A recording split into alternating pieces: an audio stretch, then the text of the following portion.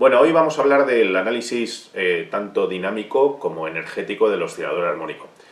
El otro día hicimos toda la descripción cinemática, su ecuación de posición y cómo de ahí se deducen pues tanto su ecuación de velocidad y aceleración y cómo efectivamente esas ecuaciones describían la situación real de un oscilador armónico, que decíamos separaban los extremos, tenía su velocidad máxima en el centro, la posición de equilibrio, etc. Hoy nos vamos a centrar en la dinámica del oscilador armónico y qué parámetros pueden deducirse a partir de esas consideraciones dinámicas. Fijaos que el oscilador ahora mismo está en su posición de equilibrio. Cuando nosotros lo apartamos de su posición de equilibrio, si hacemos un análisis de las fuerzas que actúan, en este caso está actuando ya una fuerza restauradora sobre el propio oscilador que va a hacer que empiece a oscilar alrededor de la posición de equilibrio. Como decíamos, la inercia del movimiento hace que nunca se pare en la posición de equilibrio, sino que simplemente empiece a oscilar. Y en su momento dijimos que, por tanto, el oscilador armónico lo llamábamos a aquel que está sujeto a fuerzas restauradoras de tipo Hooke, es decir, a fuerzas como las que, por ejemplo, suceden en un muelle, que a medida que se estira y se aparta de su posición de equilibrio, esa fuerza va siendo paulatinamente mayor en dependencia lineal con la separación de la posición de equilibrio. ¿De acuerdo? Por tanto, la primera consideración que decíamos es todo oscilador armónico está sujeto a fuerzas de tipo Hooke. Como acabamos de decir, un oscilador armónico, la fuerza restauradora que lo hace oscilar es una fuerza de tipo Hooke, ¿de acuerdo? Y una fuerza de tipo Hooke tiene esta formulación. Precisamente por el hecho de que la fuerza es de tipo Hooke, evidentemente de ahí sacamos, como primera conclusión, que la aceleración cumple, por tanto, la siguiente condición. Es decir, si despejamos la aceleración de la identidad, derivada de la segunda ley de Newton, nos quedaría que la aceleración sería igual a menos k partido de m por x.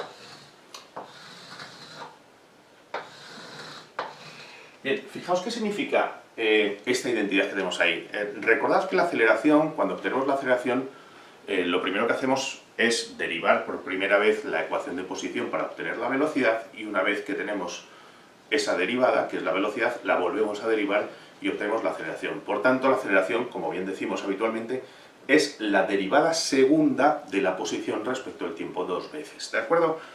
Lo que nos está indicando esta identidad es que la aceleración de cualquier oscilador armónico supone que, a partir de una ecuación de posición, si la derivo dos veces, tengo que obtener algo que es igual a este factor menos k por m por, de nuevo, la ecuación de posición, ¿vale? Es decir, toda aceleración de un oscilador armónico cumple esa condición de que su derivada segunda de la posición tiene que rendirme de nuevo la posición multiplicado por ese factor menos km.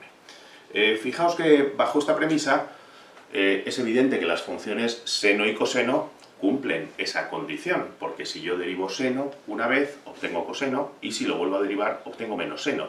Es decir, que como veis, la función seno cumpliría que al derivarla dos veces aparece un signo negativo y vuelve a aparecer la función seno. La función coseno le pasa lo mismo, es decir, si derivamos el coseno obtenemos menos seno, y si derivamos menos seno obtenemos menos coseno, es decir, volvemos a obtener la ecuación de posición. Por tanto, las ecuaciones, como vimos en su momento, de posición tipo seno-coseno para el oscilador armónico cumplen perfectamente esta condición. Pero, si recordamos, nosotros habíamos puesto, vamos a elegir una de ellas, por ejemplo, pues a coseno de omega t más delta, habíamos visto que si nosotros derivamos la aceleración, derivamos la posición dos veces para obtener la aceleración, habíamos llegado a la conclusión el otro día de que esto era igual a menos omega cuadrado y de nuevo por a coseno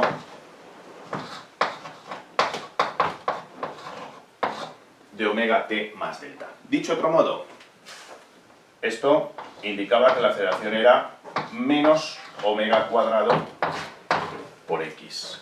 Por tanto, en comparación con esto que nosotros tenemos aquí, si nuestra aceleración es menos omega cuadrado por x, que es la aceleración que obtuvimos para el oscilador armónico, esto implica que este factor, que son las consideraciones dinámicas del propio oscilador, es decir, la constante elástica del medio, en este caso por ejemplo el muelle, si es un muelle lo que oscila, dividido entre la masa del oscilador, esto tiene que equivaler exactamente a la frecuencia angular al cuadrado, a omega cuadrado. ¿De acuerdo? Por tanto, bajo esta premisa tenemos una identidad que se va a revelar como fundamental. ¿De acuerdo? Es decir, esa identidad fundamental, por tanto,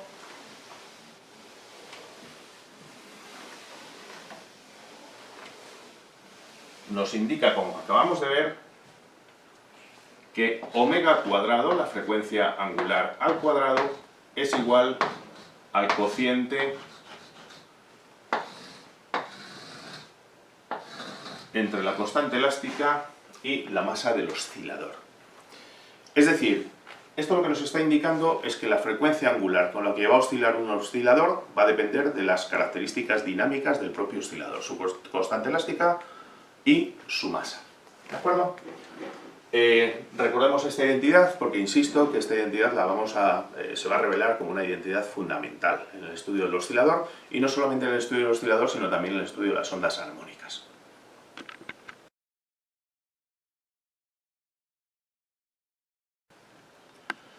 Bueno, pues de esta identidad que hemos dicho que es fundamental, podemos deducir parámetros de interés de un oscilador armónico, por ejemplo, el periodo o la frecuencia. Fijaos que la frecuencia angular está relacionada con el periodo y obviamente está relacionada con la propia frecuencia f, entendida como el número de oscilaciones que sea por unidad de tiempo. ¿De acuerdo? A partir de esta identidad y teniendo en cuenta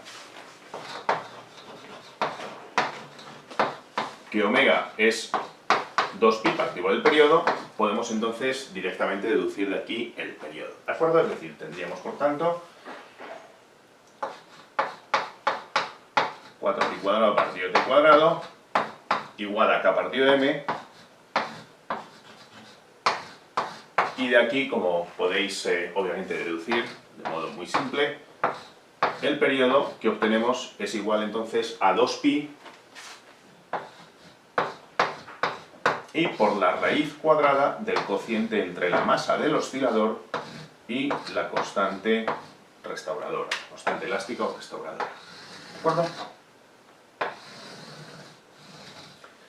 Bien, pues esto nos daría la idea de cuál es el periodo del oscilador, que como veis depende de la raíz de su masa e inversamente de la raíz de la constante elástica. Por tanto, el periodo depende de las características dinámicas del oscilador.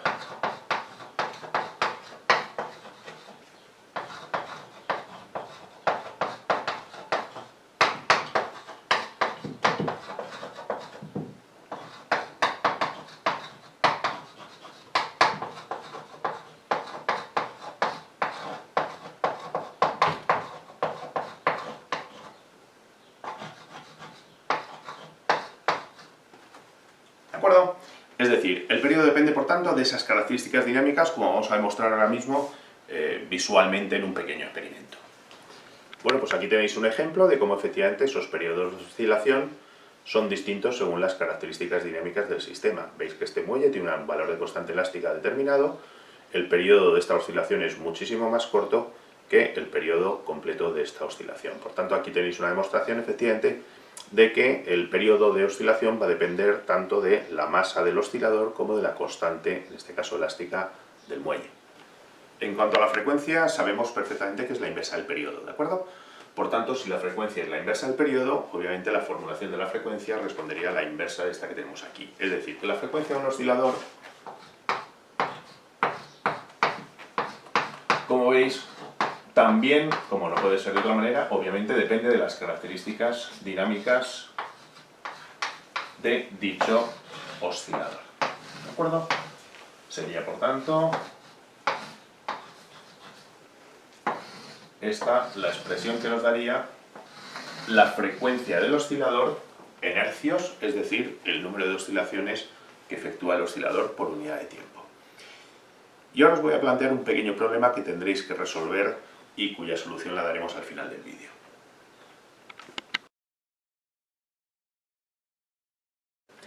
Problema que os planteo. Insisto, la solución la vamos a dar al final del vídeo, pero antes de llegar a esa solución quisiera que vosotros mismos la pensarais, ¿de acuerdo? Yo tengo un muelle, me lo han dado, no sé las características de este muelle, no sé su longitud inicial, no la he medido, no la voy a medir, no sé cuánto vale su constante elástica y no me interesa medirla, no me apetece, ¿de acuerdo? Y me dan una esfera para que la cuelgue del muelle, ¿de acuerdo? Y con eso constituyo pues un oscilador. Bien, colgamos la esfera del muelle y ya está. Tampoco sé la masa de esa esfera. No sé nada, no he pesado el oscilador, no he medido la constante elástica del muelle, no sé absolutamente nada. Y no lo voy a poner a oscilar de momento. Lo que quiero es que me calculéis de qué manera podríamos saber, insisto, sin saber su constante elástica y sin saber su masa, cuál sería el periodo de oscilación de este péndulo así constituido. Lo pensáis durante un rato, ¿vale? Y el que quiera ver la solución, una vez que haya razonado el problema, pues la tendrá al final de este vídeo. Pero de momento lo dejamos ahí. Insisto, ¿cómo puedo determinar con qué periodo va a oscilar este muelle sin conocer la constante elástica del muelle ni conocer la masa del oscilador?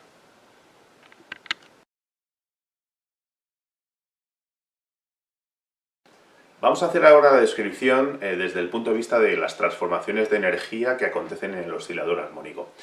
El análisis energético es muy importante.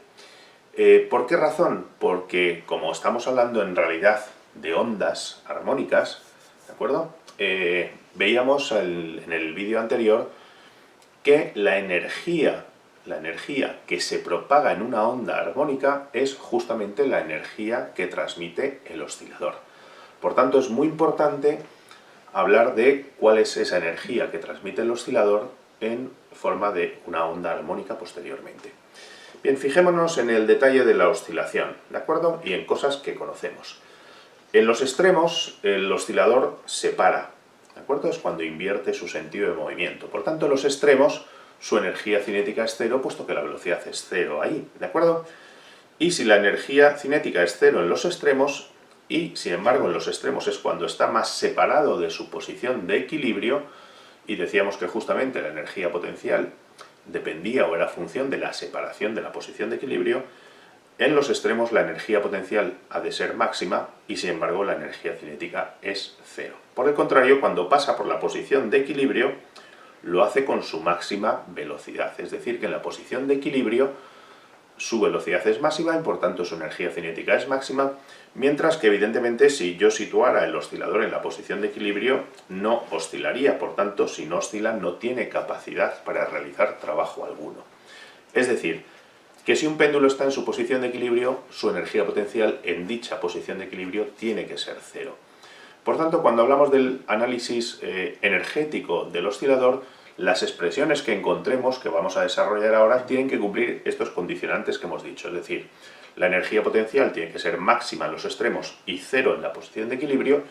Por el contrario, la energía cinética se va a comportar de modo inverso. Es decir, tiene que ser máxima en la posición de equilibrio, pero debe valer cero en los extremos.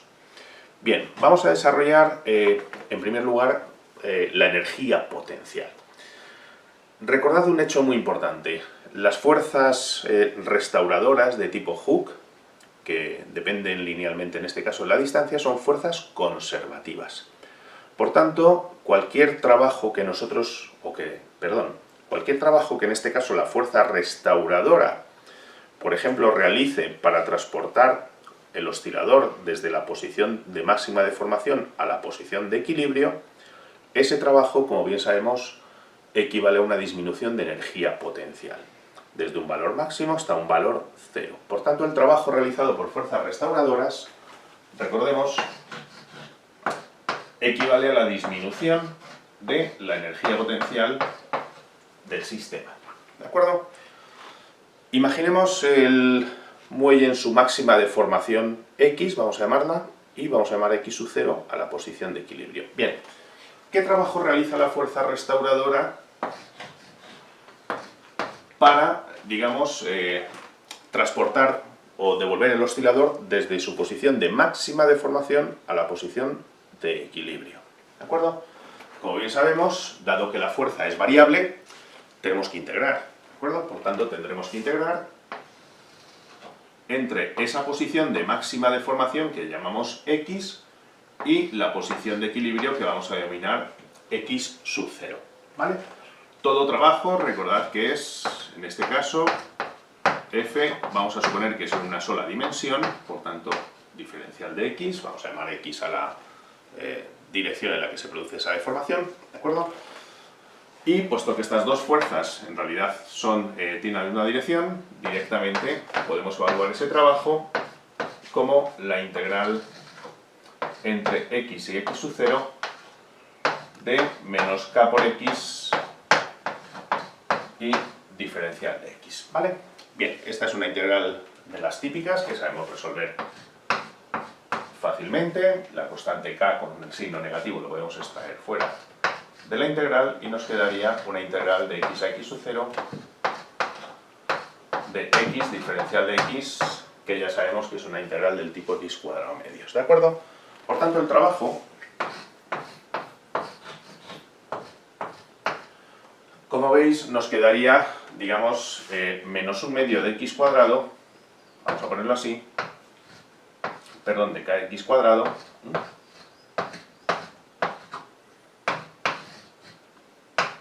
tomando valores de X a X sub 0, ¿de acuerdo? Esto nos quedaría menos un medio de K X sub 0 al cuadrado menos a su vez, ¿vale? Vamos a poner, si queréis,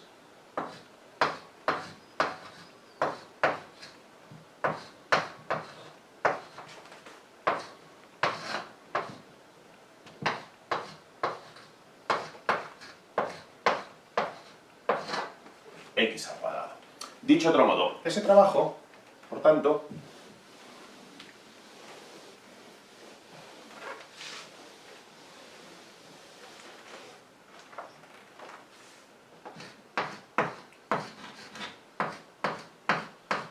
equivale, por tanto, a la diferencia, como veis, de dos términos, que sería un medio de kx cuadrado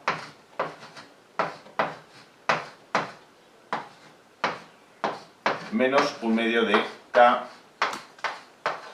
kx sub 0 al cuadrado, ¿vale? Pero daos cuenta que hemos dicho que el trabajo equivale a la disminución de energía potencial, es decir, a la variación negativa de la energía potencial. Por tanto, esto sería, como bien sabemos ya, energía potencial inicial, del estado inicial, menos la energía potencial del estado final, ¿de acuerdo? Por tanto, esto equivale a decir la energía potencial inicial, que es la que tendría en su posición de máxima deformación, menos la energía potencial en la posición final, que sería la de equilibrio, ¿de acuerdo? Por tanto, es evidente que cada uno de estos dos términos que tenemos aquí representan justamente cada uno de estos dos términos de energía potencial asociados a la posición de máxima deformación y a la posición de equilibrio. Por tanto, de aquí ya deducimos que la expresión que corresponde a la energía potencial para un oscilador armónico en función de en qué posición se encuentre es un medio de K por X al cuadrado, ¿vale? Bien, esto nos daría, por tanto, la expresión de la energía potencial en función de la posición.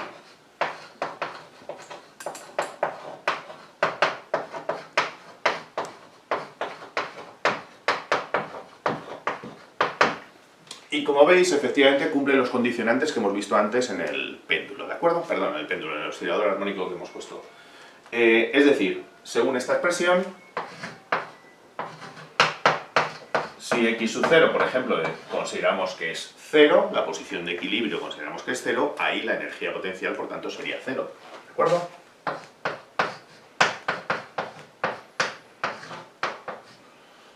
Por el contrario,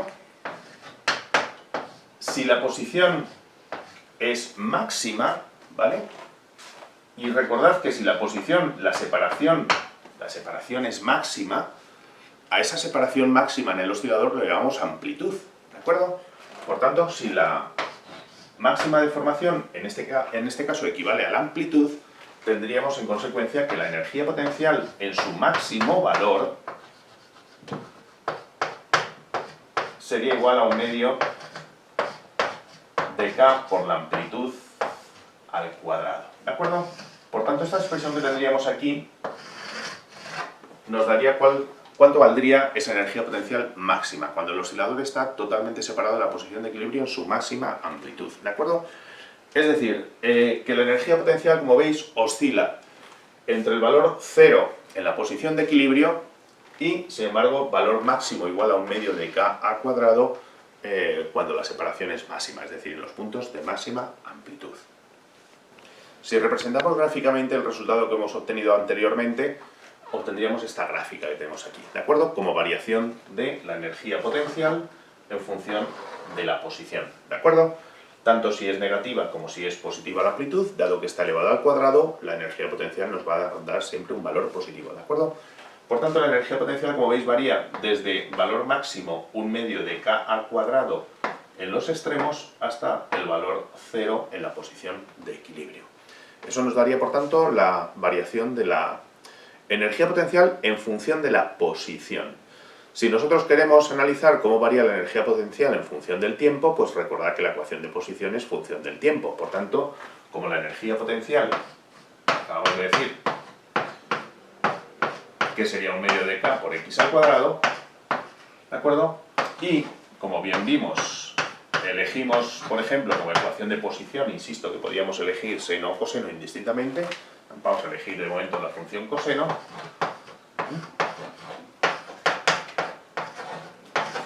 Pues de ahí automáticamente tenemos una expresión para la energía potencial en función del tiempo, que sería 1/2 de K, y por X al cuadrado, que sería A cuadrado, y por coseno cuadrado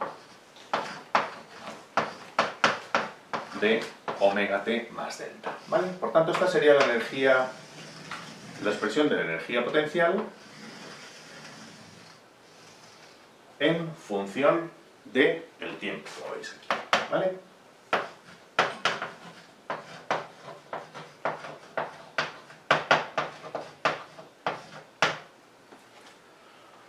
¿De acuerdo? Por tanto, ya tenemos hecho el análisis para la energía potencial. Vamos ahora con la energía cinética. En cuanto a la energía cinética, recordad que la expresión de energía cinética es 1/2 de m por v al cuadrado, ¿vale? Y si partimos de la ecuación del oscilador como x igual a coseno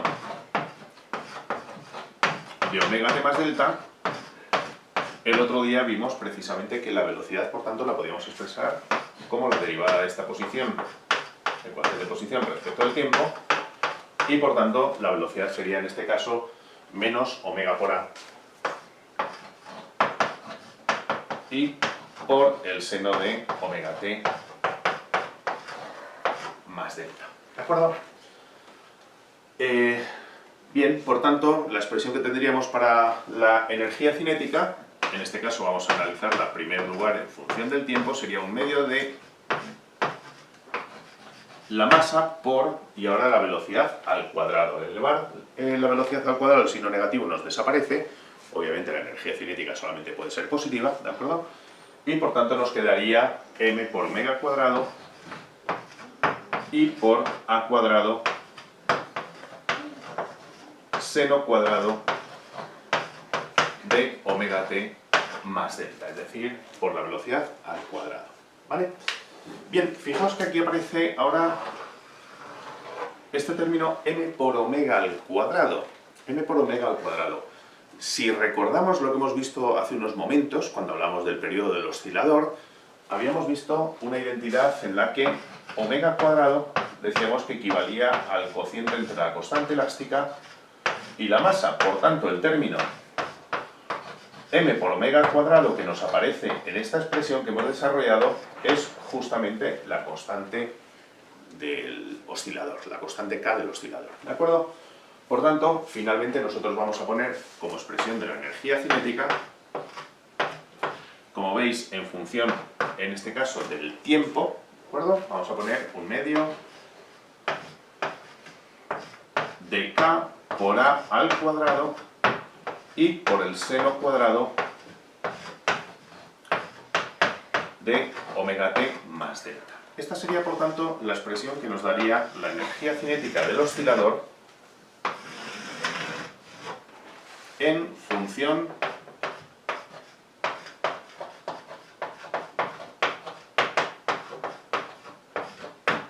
del tiempo. ¿De acuerdo? Fijaos en esta expresión, es decir, tanto el seno como el coseno, sus máximos valores posibles es 1. Por tanto, el máximo valor posible de seno cuadrado sería también 1. Es decir, que en el caso, el valor máximo de la energía cinética sería un medio de K por A al cuadrado, exactamente igual que el valor máximo, como no podía ser de otra manera, de la energía potencial. Por tanto, esto lo que nos está diciendo es que cuando la energía potencial es máxima, por el contrario, la energía cinética será mínima. Fijaos que en la expresión que hemos desarrollado anteriormente para la energía potencial, conviene que hagamos ahora este análisis, ¿de acuerdo? En el caso de la energía potencial, lo ponemos aquí encima para comparar. Habíamos visto que es un medio de K por A al cuadrado y por coseno cuadrado de omega t más delta en función del tiempo. Queda claro, por tanto, si analizamos y comparamos estas dos expresiones, evidentemente ahí estamos viendo que, como no puede ser de otra manera, si el seno tiene su valor máximo es porque el coseno en ese instante es 0, y viceversa, si el coseno tiene su valor máximo será cuando el seno sea 0, porque recordad que son dos funciones seno y coseno desfasadas pi medios, ¿de acuerdo? Por tanto, cuando el seno tenga valor 1, nosotros tendremos energía cinética, un medio de K al cuadrado, pero energía potencial 0, y viceversa. Cuando el coseno valga 1, energía potencial máxima y, sin embargo, energía cinética 0. Por tanto, vemos que estas dos ecuaciones ya cumplen con esas condiciones que habíamos establecido al principio cuando poníamos el péndulo a oscilar. ¿De acuerdo? Estas serían, pues, las expresiones de energía cinética potencial en función del tiempo. Ahora bien, hemos visto que es bueno asociar los valores de energía con la posición, ¿no? En el caso de la energía potencial, esa relación salía directamente, un medio de K por X al cuadrado. Vamos a ver cómo podemos obtener la expresión de la energía cinética en función de la posición. Bien, esta es la expresión de la energía cinética que acabamos de obtener hace un momentito, ¿de acuerdo? Pero la queremos relacionar con la posición. Ya vimos el otro día que la velocidad la podemos relacionar directamente con la posición, por tanto podemos partir directamente de esa expresión. O bien, simplemente, pues si no la recordamos, recordar que cuando aparece seno cuadrado, debemos recordar esa identidad trigonométrica esencial, que es la de seno cuadrado más coseno cuadrado igual a 1, ¿de acuerdo? Por tanto, yo puedo expresar seno cuadrado, en este caso, en esta ecuación que yo tengo aquí, como un medio de K por al cuadrado, y en lugar de poner seno cuadrado pondremos 1 menos coseno cuadrado.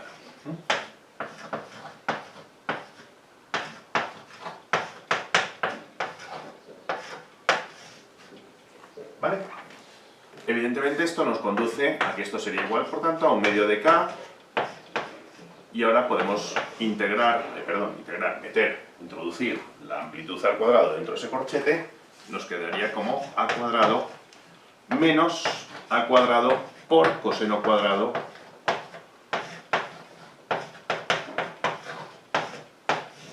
de omega t más delta. ¿De acuerdo? Pero justamente esto que tenemos aquí, A por coseno omega t más delta, todo ello elevado al cuadrado, no es más que X al cuadrado. ¿De acuerdo? De ahí que, por tanto, podemos finalmente concluir que la energía cinética sería entonces un medio de K que multiplicaría A cuadrado menos X cuadrado. ¿De acuerdo?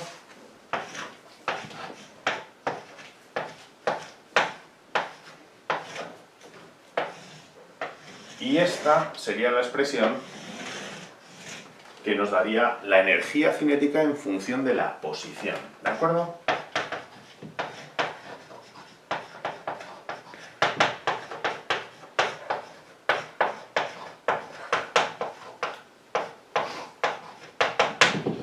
Bien, y fijaos que esta identidad que tenemos ahí cumple exactamente los requisitos que hemos establecido antes en el ejemplo del muelle que oscilaba, ¿de acuerdo?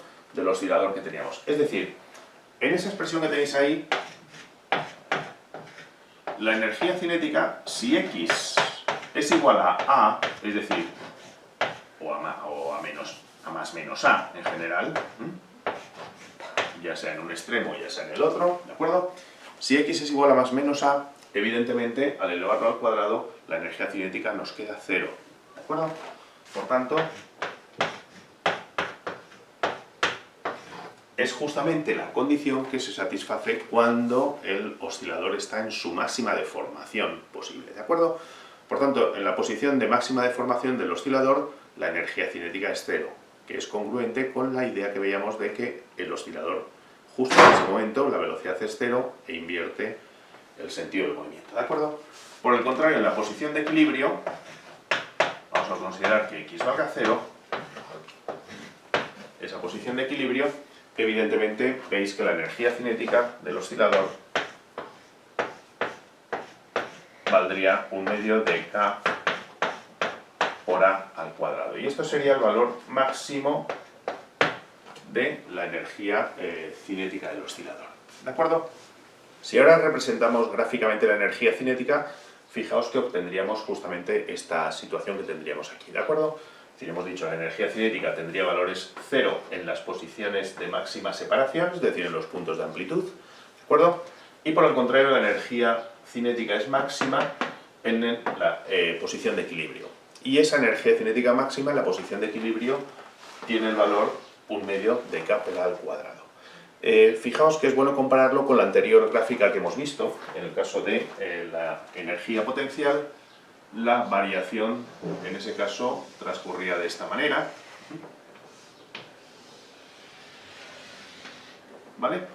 Por tanto, en verde representamos lo que sería la curva de energía potencial, mientras que en rojo estaría representada la curva de energía cinética.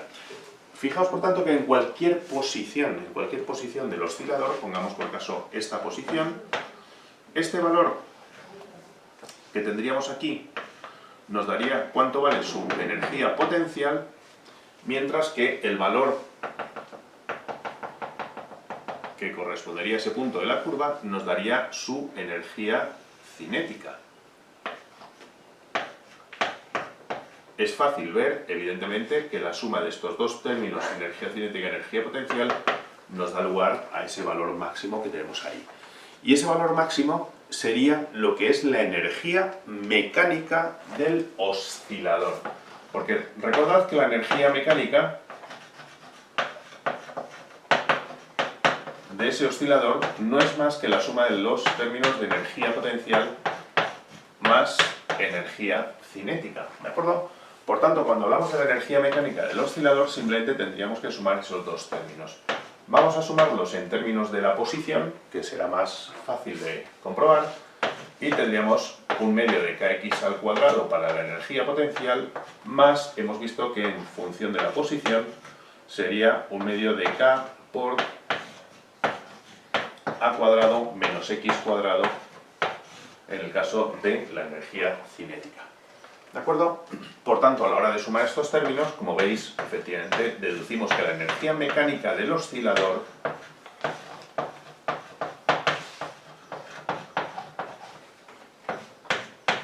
será 1/2 de k por la amplitud al cuadrado. Es decir, ese valor máximo que hemos visto en cualquiera de los dos casos para energía potencial y energía cinética representa la energía mecánica del oscilador, es decir, la energía total del oscilador. Y esta expresión, insisto, es la que vamos a considerar como fundamental cuando hablemos de ondas armónicas, porque esta es la energía que el oscilador va a transmitir en forma de onda.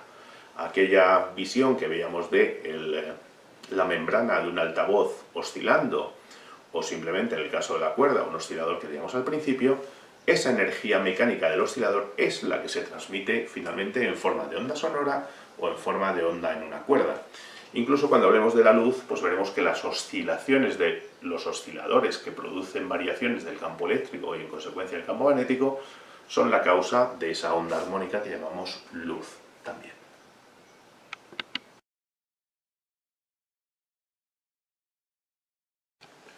Pues ya hemos llegado al final del análisis dinámico y energético y nos quedaba pendiente la solución de un problema que os había planteado. ¿Os acordáis, no?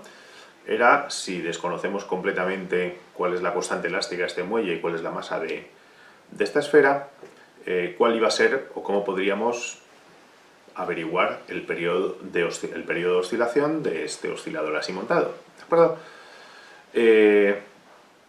Insisto, sin ponerlo a oscilar y sin conocer absolutamente ningún dato del oscilador.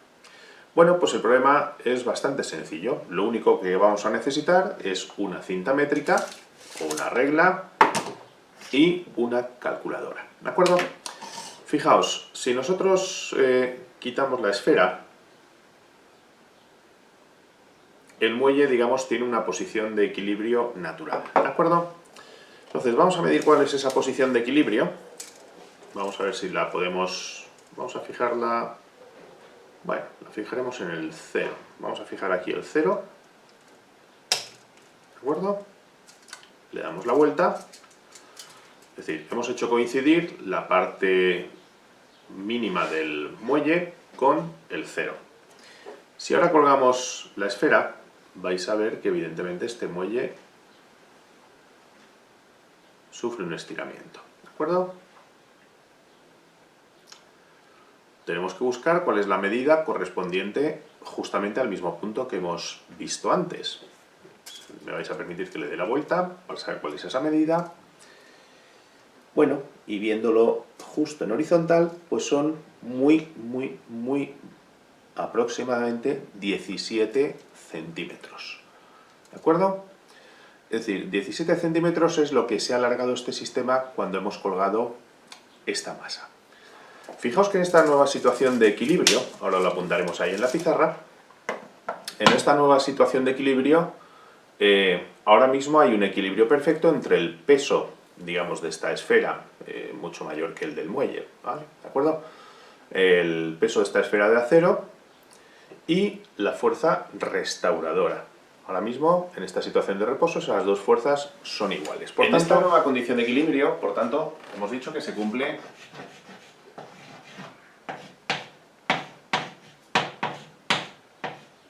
¿vale? Prescindimos del signo, esto sería signo negativo, esa fuerza restauradora es en oposición, ¿de acuerdo? Y de aquí fijaos, por tanto, que si el periodo del oscilador, como hemos visto antes, viene dado por 2pi y por la raíz de m partido de k, ¿vale? Si despejamos de aquí, pasamos dividiendo k, tenemos que m partido de k, por tanto, equivaldría exactamente a x partido de g. En consecuencia, nos cuenta que el periodo, por tanto, lo podemos expresar como 2pi por la raíz cuadrada de x partido de g. Y justamente x es lo que acabamos de medir. Es decir, x es esa deformación que hemos medido ahora, ese estiramiento de 17 centímetros, ¿vale? Por tanto, si lo expresamos en metros, pues será 0,17 metros. ¿Vale? Teniendo en cuenta esta identidad que tenemos ahí, simplemente habiendo medido cuál es el desplazamiento que se ha producido al colgar la esfera, podemos aventurar cuál va a ser el periodo de oscilación, ¿de acuerdo? Si hacemos esa operación,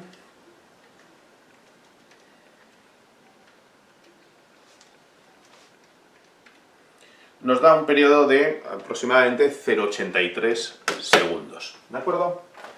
Por tanto,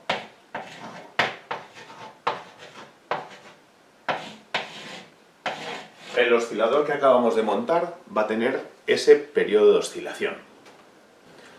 Bueno, y ahora lo vamos a comprobar, es decir, todo el mundo tenéis en casa un magnífico cronómetro en vuestros móviles, ¿de acuerdo?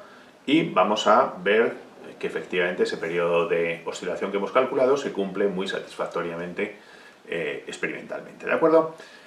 Vamos a contar, puesto que contar una sola oscilación se introduce un error muy grande, vamos a contar, pues, por ejemplo, 10 o 15 oscilaciones, ¿de acuerdo? Por tanto, yo voy a activar el cronómetro justamente cuando suelte la esfera y contaré 10 oscilaciones de nuevo hasta ese punto, ¿de acuerdo? ¿Preparados? Ya. 4, 5, 6, 7, 8, 9 y 10. Bien, fijaos que el resultado que nos sale a nosotros para 10 oscilaciones es este que veis aquí, es decir, 8,7 segundos. Para una sola oscilación sería 0,87. ¿Qué ocurre? Si repetimos más veces el resultado, fijaos que la segunda, lo que son las décimas de segundo, van a variar, porque no sabemos exactamente si hemos apretado justo en el momento en que llegaba al punto más bajo. Pero fijaos que el resultado que nosotros obtenemos midiendo 10 oscilaciones y por tanto el periodo de una que correspondería a aproximadamente 0,87 segundos, más o menos según este único experimento que hemos hecho que tendríamos que repetir más veces, está en muy buena concordancia con el resultado que hemos calculado antes. Por tanto, ahí tenéis la solución del problema, es decir, bastaba simplemente para poder averiguar con qué periodo iba a oscilar ese oscilador, con medir cuánto se ha desplazado al colgar la masa de la posición de equilibrio original del muelle, y con eso ya hacemos el cálculo del periodo. Por tanto, esta es la solución al problema que os había planteado.